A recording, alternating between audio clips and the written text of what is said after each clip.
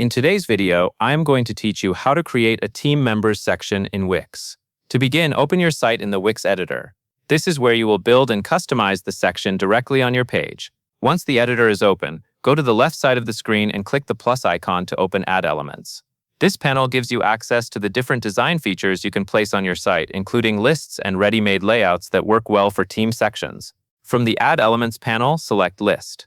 In this area, look for a team or people layout.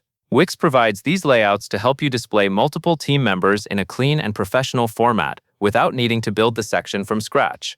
When you find a layout that fits the style of your website, drag it onto the page and place it where you want the team members section to appear.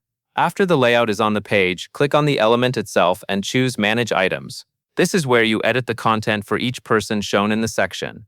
You will usually see placeholder content already added by Wix.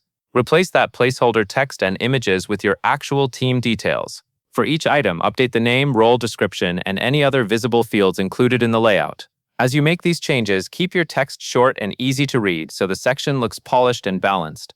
It is also a good idea to make sure each team member has consistent formatting. For example, use the same style for job titles and keep descriptions around a similar length.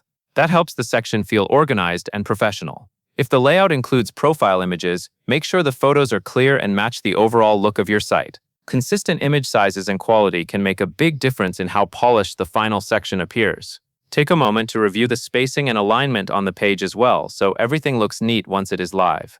When you are done replacing the placeholders with your team information, review the section one more time in the editor to make sure all details are correct. Then click Publish to make the changes live on your Wix site. That covers everything you need to know.